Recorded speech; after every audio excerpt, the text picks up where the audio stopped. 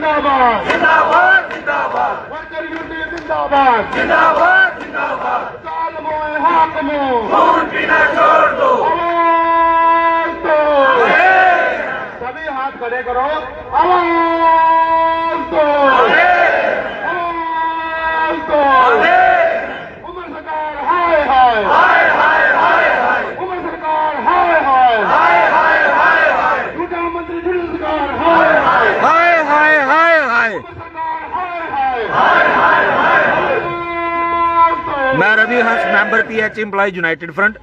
आज ये जो धरना प्रदर्शन हमारा हो रहा है, ये पिछले 1220 दिनों से लगातार धरना प्रदर्शन चल रहा है।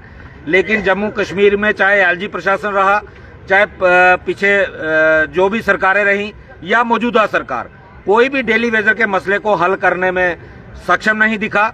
इसलिए आज के प्रदर्शन के माध्यम से उमर साहब को उनका एक वादा हम याद दिलाने की कोशिश कर रहे हैं, जो उन्होंने पिछले असेंबली सेशन के दौरान किया था, जिसमें उन्होंने एक कमेटी बनाई थी, जिस कमेटी को 6 महीने का टाइम दिया था कि वो डेली वेजर के हक में कोई रिपोर्ट बना के सबमिट करेगी। लेकिन पिछले 19 सितंबर को कमेटी का 6 महीने का टाइम पूरा हो चुका है, लेकिन अभी तक डेली वेजर को कोई रिलीफ नहीं मिला। आज के प्रदर्शन के माध्यम से हम सवाल पूछना चाहते हैं उमर सरकार से कि आखिर उस कमेटी ने पिछले 6 महीने में डेली वेजर के हक में क्या काम किया, ये उमर साहब को असेंबली के अंदर बताना चाहिए। इसके साथ साथ मैं अब जितने भी हमारे विपक्ष के एमएलए हैं उन सबसे ये अनुरोध करता हूं कि वो ये सवाल जरूर उमर सरकार से पूछें कि पिछले 6 महीने में डेली वेजर को लेकर के जो कमेटी बनाई गई थी, उस कमेटी ने क्या काम किया है और सरकार ने डेली वेजर के हक में क्या फैसला किया।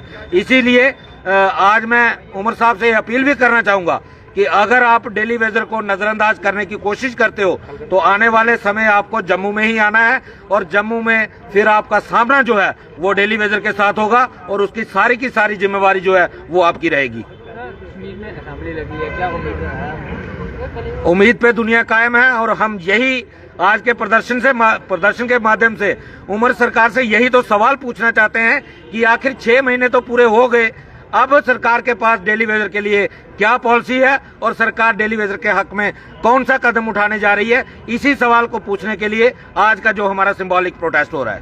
मैं Rajendra Singh Taj, member PH employ united front Jammu province. आज का हमारा धरना प्रोटेस्ट जो है, ये उमर साहब की जो वादा खिलाफी है, जो उन्होंने असेंबली में कहा था 11 मार्च को कि हम एक कमेटी बना के कैजुअल डेली वेजर के रेगुलेशन के लिए एक डाटा तैयार करवा रहे हैं और उस पर फैसला करेंगे। और उस कमेटी को 7 महीने 3 दिन हो गए, आज तक उस कमेटी का किसी को अता पता नहीं है। और सबसे बड़े अफसोस की बात यह है कि उस कमेटी ने जो उसके अफेक्टेड लोग थे डेली वेजर कैजुअल, ना कश्मीर से ना जम्मू से किसी से आज तक बात नहीं की, जबकि उनका बात करना बनता था। हमारी सजेशन, हमारी रिक्वेस्ट उनको सुननी चाहिए थी। चीफ सेक्रेटरी की चेयरमैनशिप में वो कमेटी बनी, और आज उस कमेटी ने, हमें नहीं लगता उस कमेटी ने, जो उसके मेंबर है उन्होंने कभी मीटिंग की हो।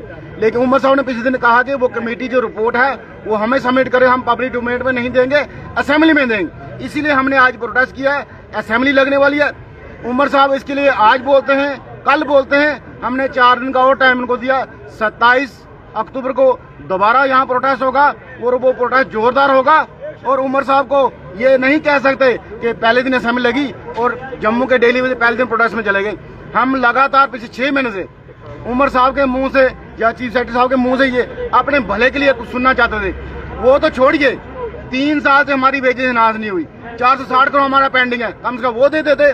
जो मंत्री साहब ने, जावेद राणा साहब ने 27 मार्च को ऑन मीडिया वादा किया था कि हम 2 या 3 किस्तों में इनका पेंडिंग देने वाले हैं, वो भी नहीं दे। और जब मीडिया राणा साहब को पूछता है, जावेद राणा साहब कहते हैं बहुत जल्द।